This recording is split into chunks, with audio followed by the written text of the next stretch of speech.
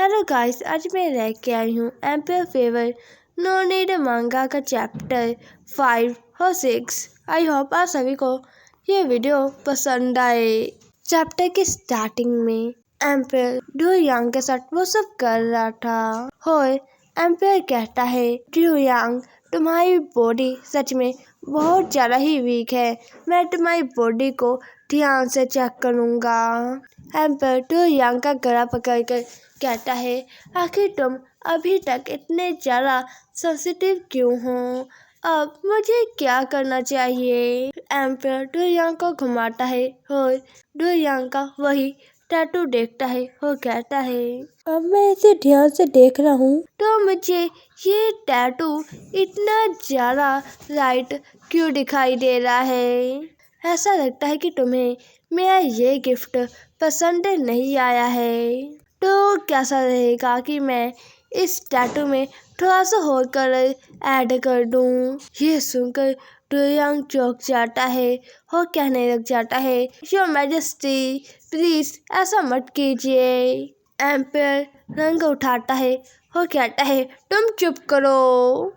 Drew यांग तुम्हें ये colour कुछ ज़्यादा ही पसंद आया है, तो क्यों ना मैं ये कलर तुम्हारी बॉडी पर बहुत ज़्यादा लगा दूँ, इसे कपड़ों से पूंछ कर आखिर क्यों वेस्ट करना है। ड्रू यांग एम्पायर को मना कर रहा था। ये देखकर एम्पायर को और भी ज़्यादा गुस्सा आ जाता है।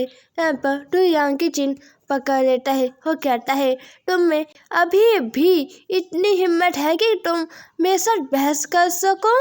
मैं तुम्हें अच्छे से चेक कर रहा हूँ, ठीक है ना। तुम काफ़ी ज़्यादा ही वीक हो क्योंकि तुम में ऑरा की कमी है, तो अब मैं तुम्हें देने जा रहा हूँ। हाँ, एम्पायर ड्रू यांग के साथ वो सब करने लग जाता है और कहता है, अब देखते हैं कि तुम फ्यूचर में मुझे धोखा देने की कोशिश कैसे करते हो।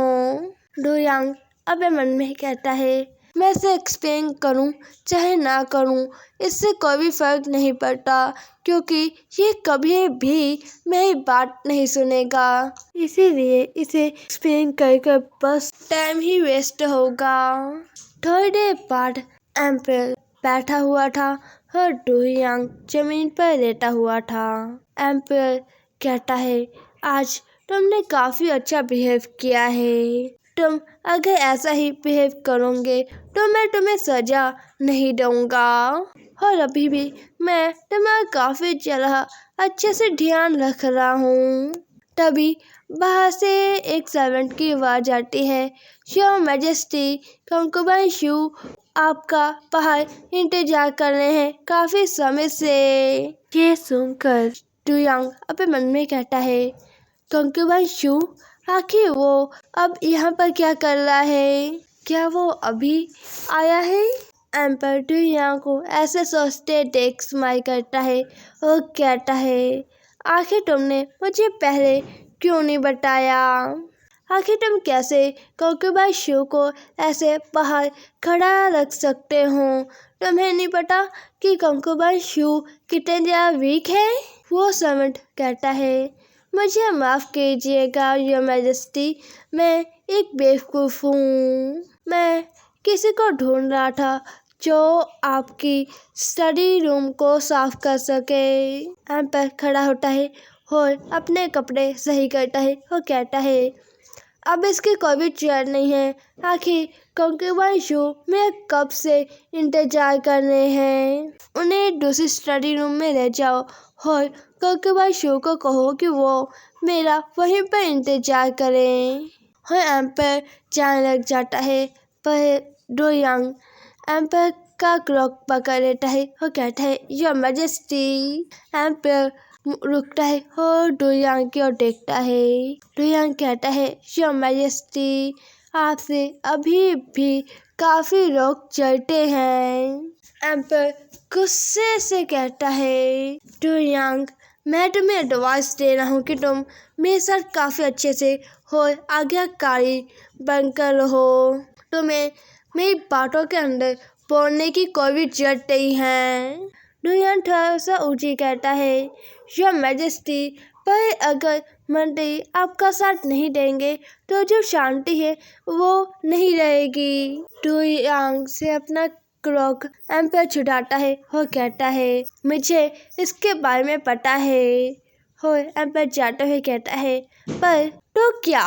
एम्पायर को पीछे से डू यांग आवाज देता है पर एम्पायर उसकी एक भी आवाज नहीं सुनता है। एम्पायर बाहर जाकर कंकुबाई शू का हाथ पकड़ता है और कहता है किसी को अच्छे और बुरी चीजों के बारे में नहीं पता है और इसने मेरा काफी ज्यादा ही टाइम खराब कर दिया, जिस वजह से मेरे कंकुबाइन को मेरा काफी लंबे समय तक इंतजार करना पड़ा। एम्पायर कंकुबाई शू को वहाँ से ले जाते हुए कहता है चलिए आप दूसरी स्टडी रूम में चलिए, ये स्टडी रूम काफी ज्यादा ही गंदा है। कंकुबाई शू कहता है जी योर मैजेस्टी। हाँ एम्पायर उस सर्वेंट को कहता है मास्टर डू को मेरे बेडरूम में ले जाओ ताकि वो थोड़ा सा आराम कर सके। एम्पायर कंकुबाई शू के साथ जाते हुए अपने मन में कहता है डू यांग को बस शांति की पड़ी है, उसके डे में मेरी क्या थोड़ी सी भी जगह नहीं है।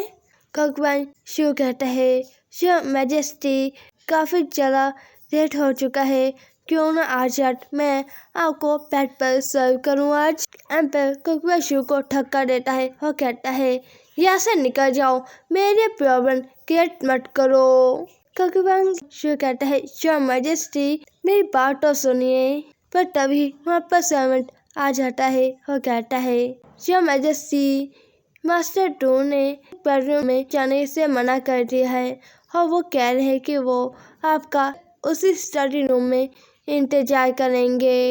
यह सुनकर एम्पायर हैरान हो जाता है और डू यांग के पास जाने लग जाता है। एम्पायर चाहते हुए अपने मन में कह रहा था डू यांग क्या तुम्हें सच में अच्छे और बुरी चीजों के बीच का अंतर नहीं पता है? तुम अपनी बॉडी को इस तरीके से खराब कर रहे हो।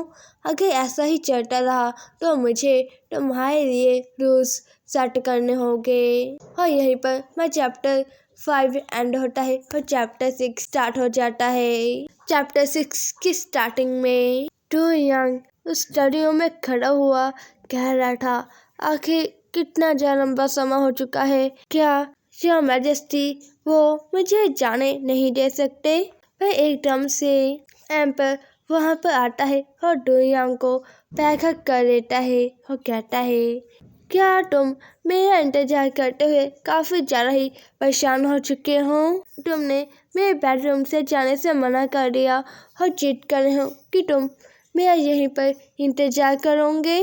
डू यांग पीछे मुड़कर एम्पायर की ओर देखता है और कहता है योर मैजेस्टी। डू यांग को ऐसे देखकर एम्पायर कहता है तुम सच में एक मॉन्स्टर हो।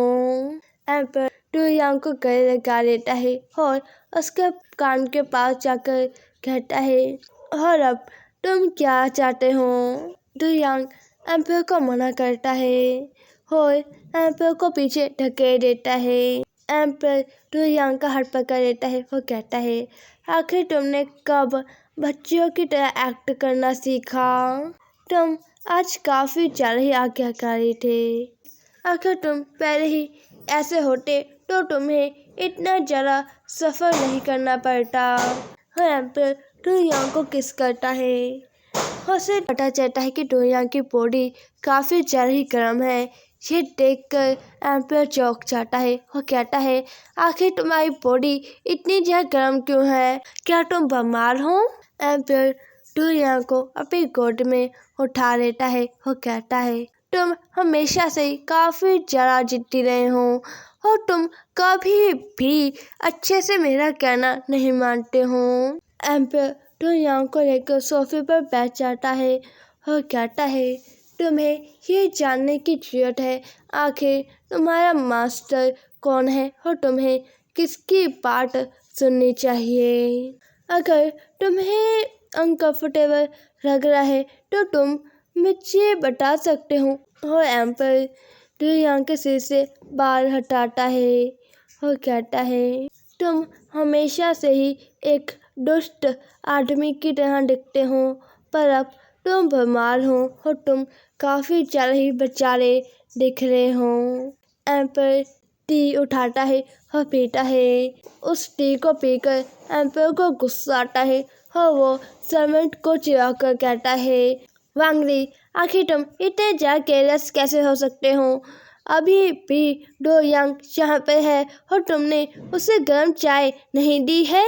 वो सर्वेंट चाय लेकर आता है और कहता है, मैं बूढ़ा सर्वेंट काफी ज्यादा ही केयरलेस हूँ। योर मैजेस्टी, कंकरबैन शू आपका बाहर इंतजार कर रहे थे और मैं इसी चक्कर में मैं ये भूल ही गया था। एम्पर सर्वेंट को कहता है, पहले मुझे इसे देखने दो, फिर मैं तुमसे बात करता हूँ। सर्वेंट कहता है, जी हुजूर। एम्पर डो यांग को कह लगाता है और कहता है, तुम अगर मंडी पढ़ने की बात पर अड़े ना होते हो, ना ही मंडी पढ़ने के लिए अपनी पूरी फैमिली की जान के बदले में ये सब ना किया होता, तो मैं कभी भी तुम्हें प्राइम मिनिस्टर नहीं बनने देता। इन सब की वजह से ही तुम्हें आज इतनी ज्यादा परेशानी उठानी पड़ रही है। डो यांग को काफी ज्यादा ठंड लग रही थी, इससे एम्पर डो यांग को कसकर गले लगा लेता है और कहता है, डरो मत, ठीक है, मैं तुम्हारे साथ हूँ। डो यांग कहता है, योर मैजेस्टी, आप वापस आ गए। डो यांग अपनी आंखें खोलता है और वो एम्पर को देखता है। एम्पर भी डो यांग को देख रहा था और कहता है, हाँ, मैं वापस आ गया। एम्पर कहता है, डो यांग, मुझे नहीं लगता कि तुम मिनिस्टर बनने के लिए ठीक हो। कैसा रहेगा कि तुम मेरी जगह पर आ जाओ और वहाँ पर शांति से रहो। यह सुनकर डो यांग चौंक जाता है और डो यांग अपने मन में कहता है, नहीं, बिल्कुल भी नहीं। इसके बदले में मैंने अपना लगभग सब कुछ गुमा लिया है। अपनी फैमिली, अपने रिश्तेदार, अपनी डिग्निटी, अपना सब कुछ, और अब मैं लगभग सफल हो ही चुका हूँ। एम्पर कहता है, तुम्हें जो भी चाहिए, सारे पैसे, शान और शौकत, मैं तुम्हें दे दूँगा। बस तुम्हें मेरे साथ रहना होगा, तुम्हें मेरे हाल में रहना होगा, मैं तुम्हें सब कुछ दूँगा, ठीक है ना? ये सब सुनकर डो यांग ने काफ़ी उदासिया चेहरा बना लिया था। ये देखकर एम्पर डो यांग की रिक्स से आता है और कहता है, तुम्हें क्या चाहिए प्राइम मिनिस्टर? तुम कैसे चाहते हो कि बॉर्डर सीमाओं पर जो मुश्किलें हैं वो कैसे ख़त्म हो जाएं? इन सब चीज़ों को भूल जाओ और तुम मेरे साथ रहो। मैं तुम्हें सब कुछ दूँगा, सब कुछ, जो भी तुम्हें चाहिए। अगर तुम एक बार मुझे हाँ कर दोगे तो जितने भी जेल में तुम्हारे फैमिली मेम्बर हैं, मैं उन सबको छोड़ दूँगा, ठीक है ना? डो यांग कहता है, योर मैजेस्टी, मैं ये सब कुछ नहीं चाहता। ये सुनकर एम्पर डो यांग को उसके शोल्डर से पकड़ता है और कहता है, ये सब कुछ क्या काफ़ी नहीं है? तुम सच में काफ़ी ज़्यादा ही दुष्ट हो। तुम्हें आखिर चाहिए क्या? और यहीं पर मेरा चैप्टर एंड हो जाता है।